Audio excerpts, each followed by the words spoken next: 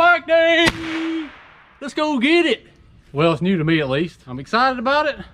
Not gonna film too much at the guy's house, just to try to keep his privacy, but I'll do some footage on it when we ride it home and do a walk around on it and tell you what all's been done to it. So let's go, baby. All right, first we had to make an important stop, which is to get the money. Now let's go get it.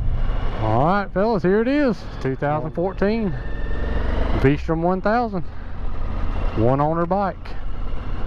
It's gonna be a fun one. Added power. And y'all know I'm a V-Strom guy. Can't get no Africa Twin or no KTM or Suzuki on this channel, baby. I will say, after my first maybe 15 miles of riding on the street, it's a pretty comfortable bike. When I took it for a test ride, I went about 2 miles on the street and then took it on some gravel roads because, you know, that's where we kind of stay. So just wanted to make sure it fit the bill there. It's pretty comfortable. I'm going to change some stuff around on the ergonomics, like adjusting the bars that's too far back for me. I'm just going to put my hand guards on my 650 on it, stuff like that. Change some things around up there, but pretty good fit. And I'm kind of surprised by this little windscreen of how decent the buffeting is. It's not that bad. I mean, it's actually better than my bike, to be honest. My 650 is like, the air's cutting over me. It ain't making a lot of noise back here. So I'm kind of surprised by that. And I was running anywhere from 50 to 70, so pretty good there. See me clicking it off. Now the fuel mileage is going to suffer from my 650 to this one, I can already tell you that. I'm averaging like 39 miles to a gallon. I would get 50 on the 650, so that's going to be a little change for me, but might add some more smiles per gallon maybe.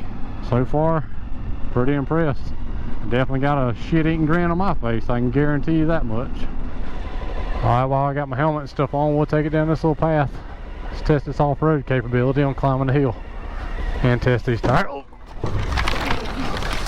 Damn it. What the fucking shit was that? What the fuck? Well, first drop of it, god dang it. Motherfucker. Alright, now officially after dropping it and back at home, I can give y'all my first impression on it. Rode it about 50 miles. It's going to take some getting used to over my 650. Not so much for the power, which it does have a good bit more power, but the clunkiness of the transmission and the noisiness of the clutch is going to be something I got to get used to, because the 650 don't have that. The clunkiness was real bad from first to second. It's going to be a lot of adjustment there just to get used to that. I think that's a typical thing on the 1000, but it's going to take some getting used to. And the clutch actual vibration, which I know they have issues with the basket. This one still seems to be good. That might be something I have to fix down the road, who knows. But I'll give y'all a little pan of the bike and we'll go over everything that's on it and things that I plan to change over time, because I can't do it right now. I just spent money on the bike and my wife will kill me. So let's let you spin around and take a look at the bike. So I'll give y'all a little pan of it. Like I said, it's a 2014 V-Strom 1000. It's a super clean bike, one owner. He got meticulous records kept up on it with oil changes. He checked all the valves and everything at 15,000 miles, and it's got a little over 22k on it right now. So he really took care of this bike, and it's rare to find a used bike with one owner. He did ride gravel roads on it and stuff like that, but he never took it off anything like I'm sure I'm going to, and it's never been dropped until you see me drop it right when I got home. So well, we'll start up front. It's got the stock Suzuki windscreen, which actually surprisingly worked pretty good. I'm probably going to move that up one more notch because it's got one adjustment on it and try it that way, but the buffeting was pretty decent, as y'all heard earlier. It's running TKC 80 tires, front and rear. Can tell you my initial impression on that. I'm not a big fan of these tires on the road. They're brand new. Y'all know I'm Motos or nothing, but I'm gonna have to run these tires till they wear out. I mean, it would be nonsense not to, especially with me just now buying the bike. Not a big fan of them on the road. We'll see what they do off-road. I'll definitely give y'all a review on those tires and let you know my opinion on them. I know a lot of people use them. It's got stock suspension, which I do like them inverted forks. The suspension geometry is a little better than on the 650, and it's probably because this is a second gen 1000. Initially, it is a better riding off-road bike, because I did take it on gravel roads when I test rode it. It's got SW Motec crash bars, which are pretty decent, and it's got a few little nicks on them, nothing bad. It's also got the SW Tech skid plate, which I'm still on the fence with that one about, because it's got the riveted skid plates. I don't know how well they hold up to abuse. I know I've heard some bad stories about them coming apart and stuff like that. And y'all know, or if you ain't subscribed to the channel, watching this video first time, go back and check out some of our other videos. We hammer the shit out of stuff, and that skid plate may or may not hold up. We'll see. It's got down here, we'll stay down here, it's got fastway pegs on them, which I can say those things are pretty sweet. They're better than the YZ pegs I got on my 650 now. They're replaceable pin, they're real wide, they feel really good. And I hadn't got to really put it to the test with my boots and stuff on, but it's pretty good initial impression. They're pretty well built pegs. It's got Happy Trails racks and panniers on it. It's also got the Happy Trails top box, which is not on there right now. If any of y'all are local to upstate South Carolina, you want that top plate and that Happy Trails box, I'll give you a good deal on it, because I'm not going to use it at all. I'm actually not even going to use these Happy Trail panniers. You can tell how big they are. They're way too big for me. If you're more of a road guy, they might work for you.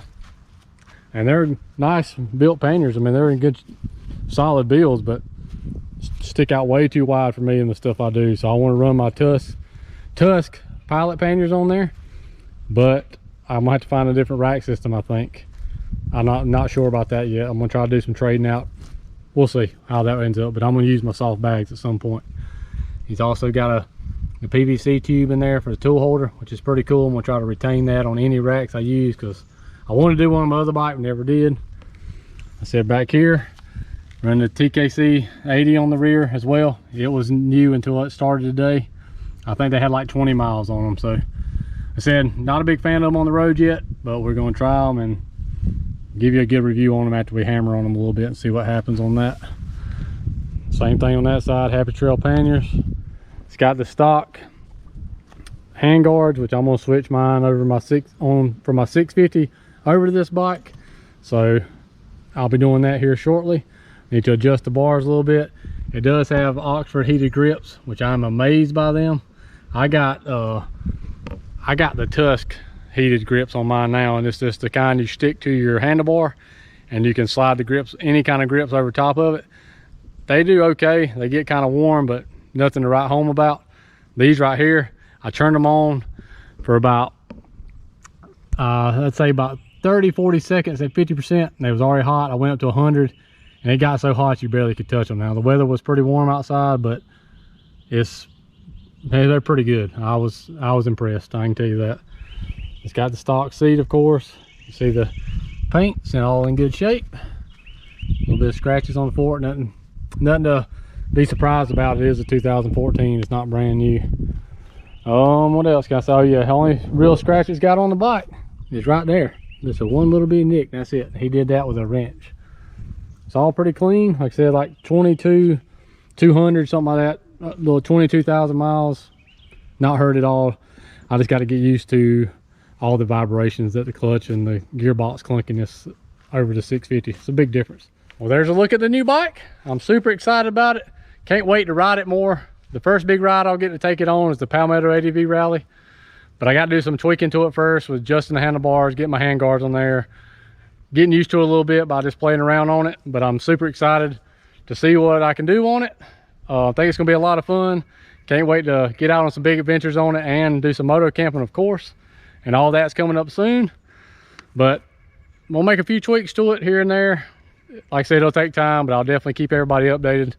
Hey, it's part of what we do here on YouTube. So as always, I appreciate y'all watching. If you hadn't already, hammer the shit out of that subscribe button and that notification bell so you'll be alerted when new content comes out. We'll see y'all in the next one.